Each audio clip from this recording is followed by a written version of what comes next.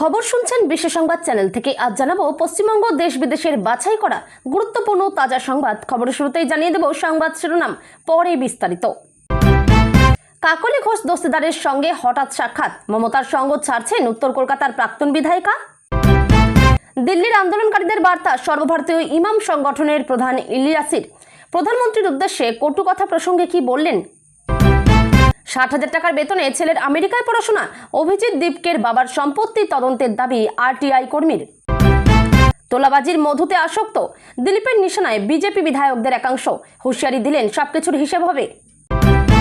মানুষ বিজেপির তৃণমূলীকরণ চায় না, দলীয় কর্মীদের বড় 5 সতর্কতা শ্রমিক ভট্টাচার্যের। ককরোচ জনতা পার্টির আন্দোলনকে নিয়ে কি মত, তসলিমা নাসরিন বললেন পরিণতি ভালো হয় না। হামিমের বান্ধবী অর্পিতাকে নিয়ে কোন ছকে ছিল পাক আইএসআই ইনফ্লুয়েন্সার জ্যোতির মতোই কি। তারকেশ্বরে ফের পুষ্পবৃষ্টি, জল ঢালতে এলেন ত্রিপুরার মুখ্যমন্ত্রী মানিক সাহা। নেশামুক্ত ভারত গড়ার ডাক মোদির, যুব সমাজকে কি বার্তা দিলেন প্রধানমন্ত্রী। দাম কমলো এলপিজি গ্যাস সিলিন্ডারের, অবশ্যই বুকিং এর আগে জানুন বিষয়গুলি। কাকলির ক্লিনিকে হঠাৎ দেখা শশী পাজার, এনসিপিআইতে যোগদানের জল্পনা রাজনৈতিক মহলে। বজ্রবিদ্যুৎ সহ মুষলধারে বৃষ্টি শুরু, দক্ষিণবঙ্গ নিয়ে ভয় ধরানো আপডেট দিল আবহাওয়া দপ্তর। শুধু জয়কে অপমান নয়, ওটা আমাকেও অপমান করা, রবীন্দ্র সদনের ঘটনায় ক্ষোভ প্রকাশ করলেন তসলিমা নাসরিন।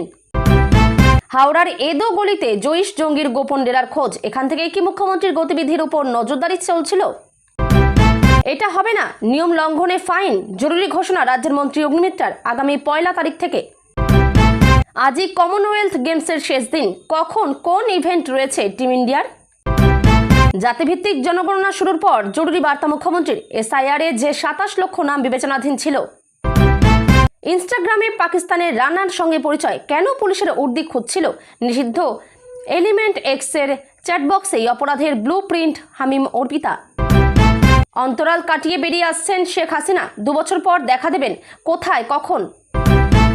মাদ্রাসায় জঙ্গি তৈরি হয়, বুদ্ধদেবের বিতর্কিত মন্তব্যকে সমর্থন তসলিমার, সওয়াল অভিন্ন দেওয়ানি বিধির পক্ষেও। হানি ট্র্যাপ অর্পিতা কিভাবে ব্যবহার, হোয়াটসঅ্যাপ চ্যাটেও মিলল সূত্র, হামিম কাণ্ডে বড় তথ্য। অসমে বন্যা পরিস্থিতির সামান্য উন্নতি, ওড়িশায় 8.34 লক্ষ মানুষ ক্ষতিগ্রস্ত, কেরলে 6 জনের মৃত্যু। হাফ প্যান্ট পরিয়ে সুব্রত দত্তকে এলাকা ঘোরালো পুলিশ। ব্যাংকে প্রচুর পদে হচ্ছে ক্লার্ক নিয়োগ, কি যোগ্যতা, কবে আবেদনের শেষ তারিখ। মাঝ সমুদ্রে জাহাজে আগুন, জলে ঝাঁপ দিলেন অনেকে, এখনো নিখোঁজ 41, নিহত 5। নাম বদল করলেই কি মমতা বন্দ্যোপাধ্যায়কে মানুষের মন থেকে মোছা যাবে, নতুন সরকারকে আক্রমণ কুণাল ঘোষের। আমাদের বহু নেতা মধুতে আসক্ত, তোলাবাজি নিয়ে দলকে নিশানা দিলীপের। গ্রেপ্তার মিনার, এবার টুলু মণ্ডলের আরও এক আত্মীয়র বাড়িতে ঘরের তালা ভেঙে হানা পুলিশের। ঝেঁপে বৃষ্টি কলকাতায়, সপ্তাহের শুরুতেই ভারী দুর্যোগ, তুমুল ঝড় বৃষ্টির সতর্কতা হাওয়া অফিসের। এতক্ষণ শুনছিলেন সংবাদ শিরোনাম, এখন আসছি বিস্তারিত খবরে। বিধানসভা নির্বাচনের ফল প্রকাশের পর থেকেই রাজ্য রাজনীতির আলো থেকে অনেকটাই নিজেকে গুটিয়ে নিয়েছেন তৃণমূলের বর্ষিয়ান নেত্রী তথা প্রাক্তন মন্ত্রী শশী পাজা। শ্যামপুকুর কেন্দ্রে বিজেপি প্রার্থী পূর্ণিমা চক্রবর্তীর কাছে 14,633 ভোটে পরাজিত হওয়ার পর থেকে প্রায় কোনো রাজনৈতিক মঞ্চে দেখা মেলেনি তার। দীর্ঘদিন ধরে দলীয় কর্মসূচিতে এই অনুপস্থিতি কেন্দ্র করে এবার উত্তর কলকাতা তৃণমূলের অন্দরে জোর জল্পনা ছড়াতে শুরু করেছে। সাংসদ পুত্রের ফেসবুক পোস্টে জল্পনার পারদ। সম্প্রতি এক বর্তমান তৃণমূল সাংসদের পুত্রের একটি সমাজ মাধ্যমে পোস্ট ঘিরে এই চর্চায় ঘি ঢালে। সেই পোস্টে দাবি করা হয় খুব শীঘ্রই শাসক দল ছাড়তে চলেছেন উত্তর কলকাতার এই 3 বারের প্রাক্তন বিধায়ক। যদিও পোস্টটি করার কিছুক্ষণ পরই তা মুছে ফেলা হয়, কিন্তু ততক্ষণে রাজনৈতিক মহলে তৈরি হয়ে যায় নতুন তরজা। শশী পাজার বর্তমান অবস্থান জানতে এবং দলবদলের জল্পনা নিয়ে তার প্রতিক্রিয়া পেতে একাধিকবার ফোন ও বার্তা পাঠানো হলেও তার পক্ষে কোনো জবাব মেলেনি। কুণাল ঘোষের বিস্ফোরক মন্তব্য ও দূরত্বের ইঙ্গিত। প্রাক্তন মন্ত্রীর এই রহস্যময় নীরবতা ও অনুপস্থিতি নিয়ে মুখ খুলেছেন তৃণমূলের উত্তর কলকাতা জেলা সভাপতি কুণাল ঘোষ।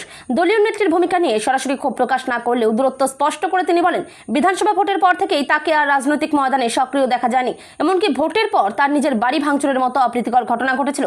সেই কঠিন সময়ে যারা তার পাশে দাঁড়িয়েছিলেন, পরবর্তীতে যখন তাদের গ্রেপ্তার করা হলো তখনও কিন্তু শশী পাজাকে তাদের পাশে দাঁড়াতে দেখা যায়নি। কুণালের এই বক্তব্যে রাজনৈতিক সমীকরণ বদলের ইঙ্গিত স্পষ্ট বলেই মনে করছেন বিশেষজ্ঞরা। ক্লিনিকের সাংসদ কাকলির সঙ্গে সাক্ষাৎ তুঙ্গে আলোচনা। ইতিমধ্যে জল্পনা আরও বাড়িয়েছে একটি সাম্প্রতিক ঘটনা। পেশায় চিকিৎসক শশী পাজাকে সম্প্রতি ঘোষ দস্তিদার ফার্টিলিটি ক্লিনিকে যেতে দেখা যায়। সেখানে আগে থেকে উপস্থিত এনসিপিআই সাংসদ কাকলি ঘোষ দস্তিদারের সঙ্গে তার কথা হয়। তবে একটি শিবিরের দাবি, চিকিৎসা পেশার সঙ্গে যুক্ত থাকায় পেশাগত সূত্রেই ওই ক্লিনিকে যাতায়াত রয়েছে শশী পাজার। বর্তমান পরিস্থিতিতে এই সাক্ষাৎকে কেন্দ্র করে দলবদলের জল্পনা উস্কে উঠলেও তৃণমূল ছেড়ে অন্য কোথাও যোগ দেওয়ার বিষয়ে শশী পাজা বা সংশ্লিষ্ট কোনো পক্ষের তরফেই এখনও কোনো আনুষ্ঠানিক ঘোষণা আসেনি। ফলে রাজ্য রাজনীতিতে তাকে ঘিরে তৈরি হওয়া ধোঁয়াশা বজায় রইল। সম্প্রতি দিল্লিতে নিট পরীক্ষায় অনিয়মের প্রতিবাদে তীব্র আকার ধারণ করে ছাত্র আন্দোলন। আন্দোলনকারীদের অনেকেই অশালীন ভাষা ব্যবহার করেছেন কেন্দ্রীয় সরকার এবং স্বয়ং প্রধানমন্ত্রীর বিরুদ্ধে। এবার সেই প্রেক্ষিতে নিজেদের সংযম রক্ষার জন্য তরুণদের প্রতি আহ্বান জানিয়েছেন অল ইন্ডিয়া ইমাম অর্গানাইজেশনের প্রধান ইমাম ডক্টর উমর আহমেদ ইলিয়াসি। সহিংসতা এবং অশালীন ভাষা ছেড়ে নিজেদের সংযত রাখার বার্তা দিয়েছেন। সম্প্রতি প্রধানমন্ত্রী নরেন্দ্র মোদীর এই সংক্রান্ত একটি বার্তাকে সমর্থন জানিয়ে সর্বভারতীয় সংবাদ মাধ্যমকে ইলিয়াসি একথা জানান। ইমাম ইলিয়াসের মতে গণতন্ত্রের সমালোচনা বা দ্বিমত প্রকাশের পূর্ণ অধিকার রয়েছে, তবে রাজনৈতিক মত পার্থক্য থাকলেও প্রধানমন্ত্রীর পদটি গোটা দেশের প্রতিনিধিত্ব সূচক একটি পদ, আর তাই তাকে যথোপযুক্ত সম্মান জানানো উচিত। তিনি বলেন, দেশের নির্বাচিত প্রধানকে গালিগালাজ করা গোটা দেশকে অপমান করার শামিল। যুব সমাজকে তাই রাজনৈতিক সংঘাতের বাইরে গিয়ে শান্তিপূর্ণ ও গঠনমূলক আলোচনার পথ বেছে নিতে হবে। সম্প্রতি দিল্লির যন্তর মন্তর নিট পরীক্ষার দুর্নীতির বিরুদ্ধে আন্দোলন চলাকালীন এক ছাত্রী ও আরও কিছু বিক্ষোভকারী প্রধানমন্ত্রী এবং তার প্রয়াত মা হীরাবেন মোদীকে নিয়ে আপত্তিকর মন্তব্য করেন। ওই ভিডিও সমাজ মাধ্যমে ছড়িয়ে পড়তে দিল্লি ও নয়ডা পুলিশ ওই ছাত্রীর বিরুদ্ধে এফআইআর দায়ের করে। প্রধানমন্ত্রী মোদীও এক ভিডিও বার্তা সমাজ মাধ্যমে পোস্ট করেন। সেখানে আন্দোলনকারীদের পথভ্রষ্ট সন্তান বলে আখ্যা দেন। তিনি বলেন, গালিগালাজ কোনো সমস্যার সমাধান করে না। আমি ছোটদের ক্ষমা করতে চাই এবং সমাজেরও উচিত তাদের ক্ষমা করা। ওই ভিডিওতে দাঁত ও জিভের রূপক ব্যবহার করে প্রধানমন্ত্রী জানান, ভুলবশত জিভে দাঁতের কামড় লাগলে আমরা যেমন দাঁত ভেঙে ফেলি না, তেমনই যুব সমাজকে শাস্তি বা আইনি জটিলতায় না ফেলে সঠিক পথ দেখানোই আমাদের কাজ। প্রধানমন্ত্রীর এই উদার মনোভাব ও তরুণদের ক্ষমা করার দৃষ্টিভঙ্গিকে স্বাগত জানিয়েছেন প্রধান ইমাম। ককরোচ জনতা পার্টির প্রতিষ্ঠাতা অভিজিৎ দীপকের বাবার আয় ও সম্পত্তি নিয়ে তদন্তের দাবি উঠল। সুরাটের আরটিআই কর্মী অমিত তিওয়ারি অভিযোগ করেছেন, মহারাষ্ট্র সরকারের এক অবসরপ্রাপ্ত কর্মীর মাসিক 60 থেকে 65,000 টাকা বেতনে কিভাবে ছেলেদের আমেরিকায় পড়াশোনার খরচ বহন করা সম্ভব হয়েছে তা খতিয়ে দেখা প্রয়োজন। অভিজিতের বাবা ভগবান রাও দীপকে মহারাষ্ট্র ইন্ডাস্ট্রিয়াল ডেভেলপমেন্ট কর্পোরেশনে জুনিয়র ইঞ্জিনিয়ার হিসেবে কর্মরত ছিলেন। আরটিআই কর্মীর দাবি, তার আয়ের সঙ্গে সম্পদের সামঞ্জস্য রয়েছে কিনা তা যাচাই করতে মহারাষ্ট্র সরকারের কাছে অভিযোগ জানানো হয়েছে। পাশাপাশি নির্বাচন কমিশন এবং central board of indirect taxes and কাস্টমসের কাছেও পৃথক অভিযোগ দায়ের করেছেন তিনি। অমিত তিওয়ারির বক্তব্য, যদি আয়ের তুলনায় অসামঞ্জস্যপূর্ণ সম্পত্তির প্রমাণ মেলে তবে আইন অনুযায়ী ব্যবস্থা নেওয়া উচিত। যদিও এই অভিযোগের বিষয়ে এখনও সংশ্লিষ্ট কর্তৃপক্ষের তরফে কোনো মন্তব্য সামনে আসেনি। এদিকে সম্প্রতি ককরোচ জনতা পার্টি আন্দোলন সংক্রান্ত মামলায় অভিযুক্ত ছাত্রছাত্রীদের আইনি সহায়তার জন্য একটি তহবিল গঠনের ঘোষণা করেছে। সেই তহবিলে 1 কোটি টাকা অনুদান দেওয়ার কথা জানিয়েছেন প্রবীণ আইনজীবী তথা কংগ্রেস নেতা কপিল সিব্বল। এই তহবিলের বৈধতা নিয়েও প্রশ্ন তুলেছেন আরটিআই কর্মী। তার দাবি, সিজেপি যদি নিবন্ধিত রাজনৈতিক দল না হয় তবে রাজনৈতিক দলের নামে অর্থ সংগ্রহ বা অনুদান গ্রহণের আইনি ভিত্তি খতিয়ে দেখা উচিত। একই সঙ্গে কপিল সিব্বলের ঘোষিত অনুদানের ওপর জিএসটি প্রযোজ্য কিনা সেটিও পরীক্ষা করার আবেদন জানানো হয়েছে। অভিযোগগুলির সত্যতা যাচাই এবং প্রয়োজনীয় পদক্ষেপের দায়িত্ব এখন সংশ্লিষ্ট সরকারি সংস্থাগুলির উপরই রয়েছে। দিলীপের অভিযোগ, তৃণমূল আমলের দুর্নীতি বা তোলাবাজির সঙ্গে যুক্ত অনেকেই এখন বিজেপির নেতাদের ঘনিষ্ঠ হওয়ার চেষ্টা করছেন। শ্রমিক ভট্টাচার্যের পর দিলীপ ঘোষ তোলাবাজির অভিযোগ ঘিরে দলের একাংশকে প্রকাশ্যেই সতর্ক করছেন বিজেপি নেতৃত্ব। সরকারের জিরো টলারেন্স নীতি স্মরণ করে মন্ত্রী দিলীপ বুঝিয়ে দিলেন, তোলাবাজি বা দুর্নীতি করলে কেউ ছাড় পাবেন না। তৃণমূল আমলে যারা দুর্নীতি বা তোলাবাজির সঙ্গে যুক্ত ছিলেন, পালাবদলের পর তারাই বিজেপি নেতা নেত্রীদের সঙ্গে জুড়ে যেতে চাইছেন। অভিযোগ দিলীপের, রাজ্যের পঞ্চায়েত ও গ্রামোন্নয়ন মন্ত্রীর কথায় তোলাবাজি সংস্কৃতি এত সহজে উঠে যাবে তা ভাবার কোনো কারণ নেই। তার অভিযোগ, দুর্নীতিবাজরা আমাদের দলের নেতাদের কাছে আসার চেষ্টা করছে। দিলীপের দাবি, দলের অনেক নেতাই সেই প্রভাব এড়াতে পারছেন না। তিনি বলেন, আমাদের অনেক নেতা আছেন যারা নতুন এই মধুতে আসক্ত হয়ে যাচ্ছেন। নাম না করে দিলীপ দলেরই বেশ কয়েকজন বিধায়ককে কাঠগড়ায় তুলেছেন। মন্ত্রীর কথায় কিছু নতুন বিধায়ক রয়েছেন যারা ক্ষমতার স্বাদ পেয়েছেন, তাদের সঙ্গে ঘনিষ্ঠতা বাড়াচ্ছে তোলাবাজেরা। নতুন ক্ষমতার স্বাদ পেয়ে অনেকে ধরাকে সরাজ্ঞান করছেন, তাদের কথাবার্তা পাল্টে যাচ্ছে। সেই সব নেতাকে সতর্ক করে দিয়েছেন দিলীপ। বিজেপি নেতৃত্ব যে তাদের ওপর নজর রাখছে তা মনে করিয়ে দেন মন্ত্রী। তার কথায় মানুষ কেন রাজ্যে ক্ষমতার পরিবর্তন করেছে তা আমরা যেন ভুলে না যাই। একই সঙ্গে দিলীপের হুঁশিয়ারি, সব দল সবকিছুর ওপর নজর রাখছে, 6 মাস যেতে দিন, পার্টি সব হিসেব করবে। হুঁশিয়ারির সঙ্গে পরামর্শ দিয়েছেন দিলীপ। তার কথায়, আমাদের প্রত্যেকের দায়িত্ব এই সব লোকের থেকে দূরে থাকা এবং অন্যায়ের বিচার করা। শনিবার এক অনুষ্ঠানে গিয়ে তোলাবাজি রুখতে কড়া বার্তা দেন বিজেপির রাজ্য সভাপতি শ্রমিক। তিনি বলেছিলেন, মুখ্যমন্ত্রী শুভেন্দু অধিকারী কঠোর হাতে প্রশাসনিক স্তরে ব্যবস্থা নিচ্ছেন। আমরাও দলের পক্ষ থেকে সাংগঠনিকভাবে যেটা করার করছি। তিনি মেনে নেন 2-1টা জায়গায় বিচ্যুতি আছে, তবে সেই বিচ্যুতি যে দীর্ঘদিন সহ্য করা হবে না তা স্পষ্ট জানালেন বিজেপির রাজ্য সভাপতি।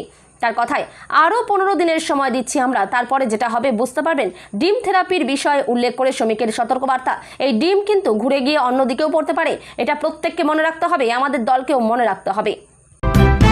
আমাদের দলের নাম নিয়ে কিছু মানুষ বিভিন্ন জায়গায় তোলাবাজির চেষ্টা করছে, মুখ্যমন্ত্রী শুভেন্দু অধিকারী সেটা কড়া হাতে মোকাবিলা করছেন। আমাদের দলটা যাতে তৃণমূলীকরণ না হয় সেদিকে নজর রাখতে হবে, এমন কথা বলে দলের নেতাকর্মীদের সতর্ক করে দিলেন রাজ্য বিজেপির সভাপতি শ্রমিক ভট্টাচার্য। বিজেপি সরকার পশ্চিমবঙ্গের মানুষের উন্নতির জন্য কাজ করবে বলে আশ্বাস দেন শ্রমিক। প্রায় 19 বছর পর কলকাতায় ফিরতে পেরেছেন। গতকালই রাজ্যের মুখ্যমন্ত্রী শুভেন্দু অধিকারীকে ধন্যবাদ জানিয়েছিলেন।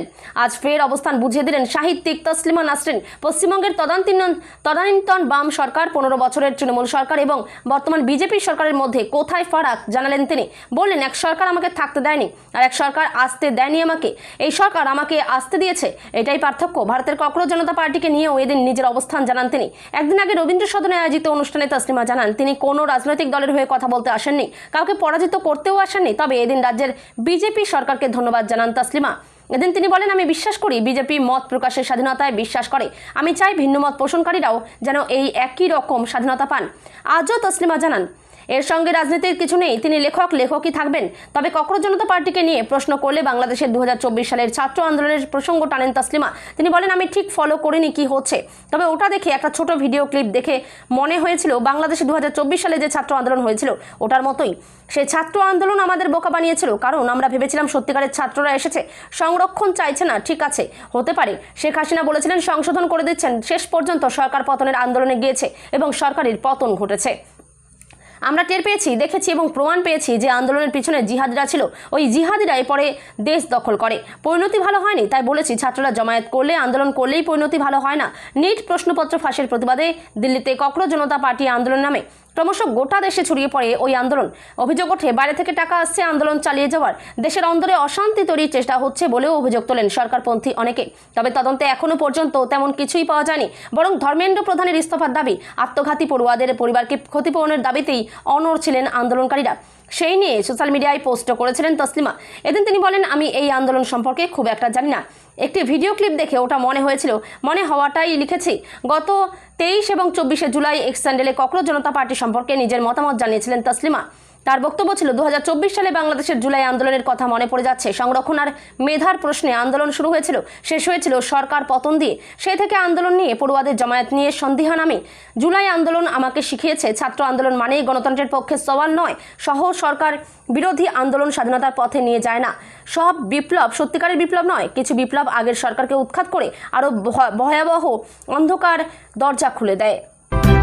পেহেলগাঁওতে 2025 সালে পাকিস্তানি মদতপুষ্ট জঙ্গিদের হামলার পর হরিয়ানার ইনফ্লুয়েন্সার জ্যোতি মালহোত্রার নাম উঠে আসে। অভিযোগ ছিল পাকিস্তানি হ্যান্ডেলারদের সঙ্গে তার সন্দেহজনক যোগ আছে কিনা তা নিয়ে। এরপর সোশ্যাল মিডিয়া ইনফ্লুয়েন্সার জ্যোতি মালহোত্রাকে বড়সড় অভিযোগে গ্রেপ্তার করা হয়। প্রসঙ্গত, সদ্য জঙ্গি সন্দেহে ধৃত শামীম মণ্ডলের বান্ধবী অর্পিতাকে ঘিরেও একাধিক প্রশ্ন উঠছে জ্যোতির মতো সোশ্যাল মিডিয়ায় সক্রিয় অর্পিতাকেও কি একইভাবে কাজে লাগানোর চেষ্টা ছিল পাকিস্তানি গোয়েন্দা সংস্থা?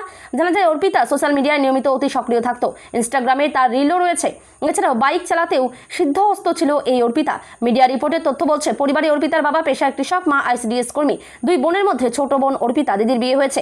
এই অর্পিতাকেই হরিয়ানার জ্যোতি মালহোত্রা মডেলে পাকিস্তানি ISI কাজে লাগাতে চেয়েছে কিনা তা নিয়ে রয়েছে সন্দেহ। জ্যোতির মতোই পাকিস্তানি গুপ্তচররা অর্পিতাকে দিয়ে চক্র চালানোর চেষ্টায় ছিল কিনা তা নিয়েও চর্চা রয়েছে। জানা যায়, অর্পিতার সঙ্গে হামিমের ঘনিষ্ঠতা বাড়তেই অর্পিতার কথা হামিম পাকিস্তানে তার হ্যান্ডেলারদের জানায়। তদন্তকারীদের দাবি, জঙ্গি যোগে ধৃত হামিম মণ্ডলের মাধ্যমে তার সঙ্গে পরিচয় হলেও অর্পিতাকে আলাদাভাবে কাজে লাগাতে চেয়েছিল পাকিস্তানি গুপ্তচর সংস্থা। অর্পিতার সঙ্গে পাকিস্তানি গ্যাংস্টার শাহজাদ ভট্টি গোষ্ঠীর হ্যান্ডেলাররা নিজেরাই যোগাযোগ রাখত বলে খবর। জানা যাচ্ছে, হামিমের মতো পাকিস্তানি হ্যান্ডেলাররা অর্পিতারও মগজ ধোলাই করে। তবে অর্পিতা সেই বার্তায় সায় দেওয়ার নেপথ্যে কি টাকার প্রলোভন রয়েছে, সেই বিষয়েও তদন্ত চলছে। হামিম কাণ্ডের গোটা তদন্তে উঠছে পাকিস্তানি ISI এর যোগে থাকা শাহজাদ ভাট্টির নাম। হামিম এবং অর্পিতাকে দুবাইতে দেখা করতে ডেকেছিল ভট্টি গোষ্ঠীর হ্যান্ডেলাররা বলে তদন্তের সূত্রে জানা যাচ্ছে। তবে হামিমের পাসপোর্ট না থাকায় তা সম্ভব হয়নি। জানা যাচ্ছে, অর্পিতার এক প্রকার ট্রেনিংও হয় পাকিস্তানি পক্ষ থেকে। থেকে। এরপর পরিকল্পনা অনুযায়ী প্রভাবশালী ব্যক্তিদের সঙ্গে সম্পর্ক ঘনিষ্ঠ করছিল অর্পিতা। আনন্দবাজার.com-এর রিপোর্ট বলছে, রাজ্য পুলিশের বেশ কয়েকজন সিনিয়র অফিসারের সঙ্গে যোগাযোগ ছিল অর্পিতার। কয়েকজন রাজনীতিক এবং তাদের সচিবদের সঙ্গেও পরিচয় করেছিল অর্পিতা। প্রসঙ্গত, গুপ্তচর বৃত্তির অভিযোগে ধৃত জ্যোতিও এদেশের প্রভাবশালীদের সঙ্গে যোগাযোগ রাখার চেষ্টা ছিল। তাহলে কি সেই জ্যোতি মডেলই অর্পিতার জন্য তৈরি করছিল পাকিস্তানি পক্ষ? প্রশ্ন থেকে যাচ্ছে। এদিকে হামিমের সঙ্গে যুক্ত আরও কয়েকজনের খোঁজে রয়েছেন তদন্তকারীরা। তদন্তে উঠে এসেছে হামাদ আবিদ জাট নামে কিছু নাম। মনে করা হচ্ছে এরা পাকিস্তানি হ্যান্ডেলার।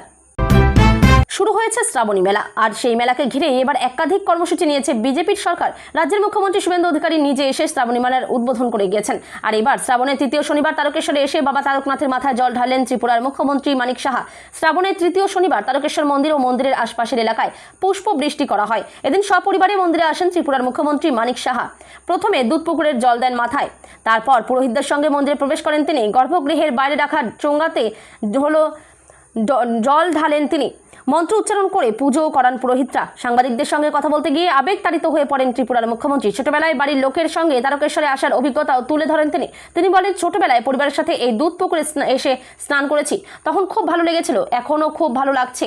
মাথা ঠেকিয়েছি, জল ঢেলেছি। আগে পশ্চিমবঙ্গে নাস্তিকের পরিবেশ ছিল, এখন আস্তিকের পরিবেশ এসেছে। এই পরিবেশে আসার ফলে খুব ভালো লাগছে। আধ্যাত্মিকতার ক্ষেত্রেও ভালো অনুভব হয়েছে। ত্রিপুরার মানুষের জন্য মঙ্গল কামনা করেছেন তিনি। এদিন সাংবাদিকদের বলেন মানিক সাহা। ত্রিপুরার মুখ্যমন্ত্রী বলেন, বাবা তারকনাথের কাছে জানিয়েছি এই রাজ্য যাতে উন্নতির শিখরে পৌঁছয়, এবং যেহেতু আমি ত্রিপুরা থেকে এসেছি তাই ত্রিপুরাবাসীর জন্য মঙ্গল কামনা করেছি এবং সময়ে সব কিছুই হয়েছি। এর পাশাপাশি তিনি পশ্চিমবঙ্গের অবস্থা নিয়েও কথা বলেন। মানিক সাহা বলেন, নির্বাচনের আগে এই রাজ্যে অনেকবার এসেছেন তিনি, যদিও তার মতো আগের পরিস্থিতি আর বর্তমান পরিস্থিতির মধ্যে অনেক বদল হয়েছে, অনেক পরিবর্তন এসেছে বলেও দাবি করেন মানিক সাহা।